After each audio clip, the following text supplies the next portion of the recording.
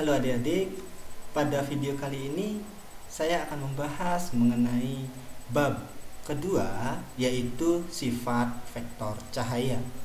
Khususnya pada kali ini saya akan membahas mengenai hubungan antara medan magnet dan medan listrik. Ya, banyak yang menanyakan ya ini hubungannya apa. Jadi hubungannya sebenarnya baik-baik saja gitu ya. Oke, kita lanjut ya. Jadi kita sudah tahu bahwa di bab sebelumnya bahwa Maxwell mengungkapkan bahwa cahaya tampak itu merupakan salah satu bentuk energi elektromagnetik dan biasanya digambarkan sebagai gelombang elektromagnetik. Jadi cahaya itu adalah bagian dari gelombang elektromagnetik. Walaupun gelombang elektromagnetik ini luas sebenarnya gitu ya. Tetapi karena cahaya ini dianggap sebagai gelombang elektromagnetik, maka sifat-sifat vektor cahaya yang dapat dianalisis untuk menjelaskan fenomena optik itu antara lain ya polarisasi, pemantulan, pembiasan. Jadi semua sifat-sifat gelombang itu harus dimiliki oleh cahaya. Dan ya, itu sudah dilakukan eksperimennya. Nah, terkait dengan dia sebagai gelombang elektromagnetik, maka tentu saja mengenai sifat-sifat cahaya secara matematis juga harus mengikuti gelombang elektromagnetik.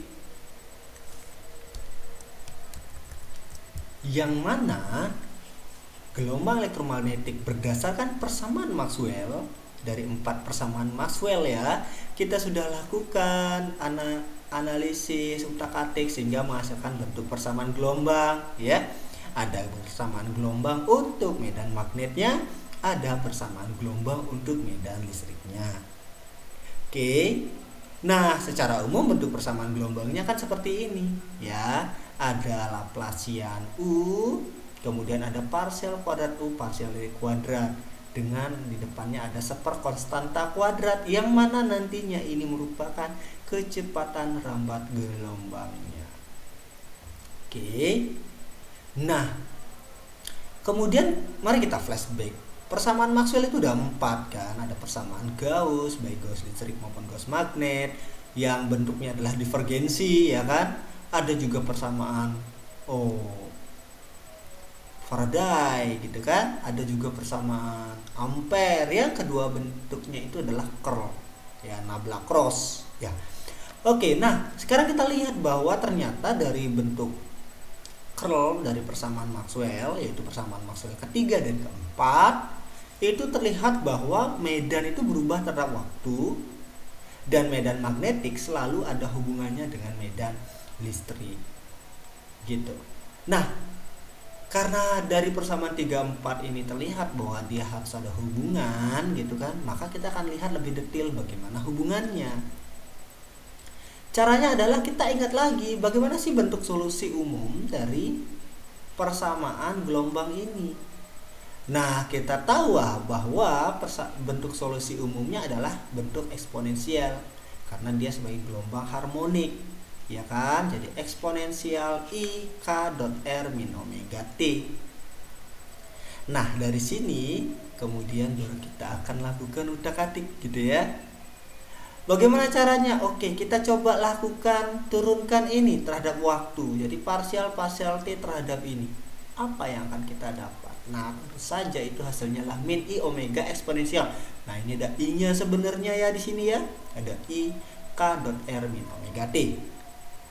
Artinya dari sini kita lihat bahwa suatu turunan waktu dikerjakan pada fungsi gelombangnya itu menghasilkan sebuah operator minus I omega. Bukan operator ya, ada hubungan nilai minus I omega. Artinya bahwa parsial T-nya ini nanti bisa diganti dengan ini, diganti ya, walaupun secara matematis nggak benar seperti itu. Oke. Dan ini juga tidak berlaku umum, ini hanya untuk yang jika fungsinya itu bentuknya eksponensial seperti ini. Oke, bagaimana dengan diturunkan terhadap ruang? Misalnya turunkan terhadap X, maka kalau turunkan terhadap X hasilnya pasti adalah IKX eksponensial. Ada I juga di sini ya, IK dot R min omega T. Kalau terhadap Y berarti IKY eksponensial K dot R terhadap omega T, dan kalau Z juga begitu. Oke. Sehingga karena nabla itu adalah bentuknya dari I, J, K gitu kan, maka dia kalau kenakan pada fungsi harmonik ini, maka itu hasilnya adalah IK. Dengan K itulah ada KX plus KY plus KZ. Oke. Nah, artinya apa? Bahwa nabla di sini ada hubungannya dengan IK.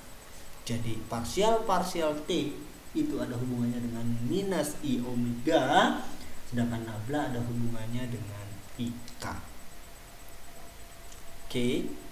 Iya. Simpel ya cara berpikirnya ya. Oke. Nah, artinya kalau kita lihat persamaan Maxwell, berarti ada nabla cross E sama dengan min mu parsial T. Oke, parsial T-nya karena ingat ya, persamaan Maxwell ini solusinya ya harmonik tadi. Berarti di sini boleh dong kita ganti nablanya menjadi apa? IK. Parsial T-nya menjadi apa? Min I omega. Nah, kalau ganti hasilnya kita dapatkan ini kan. Berarti di sini IK, berarti I-nya dihilang ya, ruas kanan ruas kiri ya. Nanti disederhanakan ya, berarti di sini jadi K cross E sama dengan min dan sama dengan mu omega H. Yang di bawahnya berarti K cross H sama dengan minusnya ini hilang ya sebenarnya ya. Oke, berarti epsilon omega E. Dan K cross E, nah K dot E itu 0. Ya kan, karena nablanya diganti dengan IK. Nablanya juga dengan IK, di sini berarti K dot H sama dengan 0. Oke. Nah, kita akhirnya dapat hubungan-hubungan begini kan? Iya. Menarik. Apa yang kita bisa lihat? Perhatikan. K dot E sama dengan 0. Artinya apa? K dan E itu harus tegak lurus, karena hanya yang tegak lurus lah yang kalau di dot produkkan hasilnya 0. K dot H itu hasilnya 0, berarti antara K dan H juga harus tegak lurus. Nah, bagaimana dengan ini? K cross E sama dengan bla bla bla H atau mu omega H. Berarti K cross E, ingat hasilnya adalah H.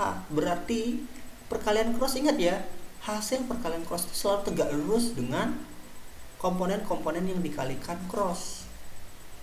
Berarti H ini tegak lurus pula dengan K dan E. K itu tegak lurus dengan E, K itu tegak lurus dengan H, H juga tegak lurus dengan E. Artinya bahwa ketiganya itu harus saling tegak lurus, yang digambarkan sebagai ini. Dengan K adalah vektor gelombangnya yang merupakan nanti menjadi arah rambatnya. Berarti kalau rambatannya ke sini, maka ini inilah E-nya.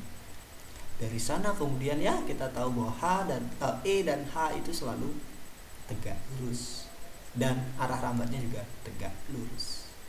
Oke. Ya, simpel ya cara berpikirnya ya. Kalau merasa ini kecepatan, ini untuk menghemat durasi, silahkan di pause saja, kemudian dicerna lagi atau dibaca lagi materinya yang di-share dalam bentuk materi cetak ya. Nah, oke. Jadi di video ini saya menjelaskan secara singkat saja. Oke. Nah, selanjutnya kita akan lakukan dari H tadi ya. H tadi KH sama dengan E omega E gitu kan ya. Dari sini loh. Nah, di sini kan jadi kita KH epsilon omega E, minusnya kan hilang ya. Oke. Ya hilang, itu salah tulis itu ya. Oke. Nah, kita dapatkan akhirnya hanya adalah epsilon omega per KI. Nah, dengan kita melihat bahwa ada di bagian konstanta elektrik ya, sebab konstanta elektrik kita sudah bahas bahwa U-nya omega per K, kemudian indeks bias itu adalah C per U. Kalau diganti ke sini maka hasilnya adalah epsilon UI. Dan dengan lakukan matematika sedikit dari sini akan menuju ke sini, kita dapatkan H itulah NE per Z0 dengan Z0 adalah impedansi ruang bebas yang nilainya adalah akar mu 0 per epsilon 0. Dari sini ke sini itu mungkin sekitar 2-3 langkah. Tapi saya lewati karena saya gunakan ini sebagai tugas ya. Tugasnya sudah ada keterangan lebih lengkap di roomnya. Jadi intinya adalah ini dengan ini sederhana. Hanya perlu melihat lagi bagian subbab konstanta elektrik dan kecepatan cahaya. Di sana kelihatan bagaimana nantinya dari sini bisa menuju ke sini. Oke, dipikirkan ya. Memang langkahnya cuma 2-3, tetapi ini harus memikirkan dulu. Ya, sehingga nanti adik-adik bisa lebih jelas hubungan antar konsepnya. Oke ya. Nah, kalau oke, sekarang menarik ya. Di sini kita menarik. Kalau kita ambil bagian ini, berarti H dan E itu sebanding dengan indeks bias. Artinya kalau E-nya itu meningkat sekali, maka hanya meningkat sejumlah indeks biasnya. Maksudnya, kalau misalnya di ruang vakum, N-nya kan 1. Berarti kalau E-nya naik sekali, maka H-nya naik sekali. Tapi kalau E-nya naik sekali di kaca dengan indeks biasnya yang 1,5, ya misalnya kaca 1,5, maka kalau E-nya naik sekali, maka H-nya naik 1,5 kali. Begitu hubungannya, gitu ya. Jadi menarik. Oke. Ya, demikian aja sebenarnya penjelasan video saya. Itu sederhana, tetapi saya yakin adik-adik harus berlatih untuk mempelajari yang sederhana tadi dengan cara menulis, gitu kan. Terima kasih, sampai ketemu lagi pada video selanjutnya. Sampai jumpa dan selamat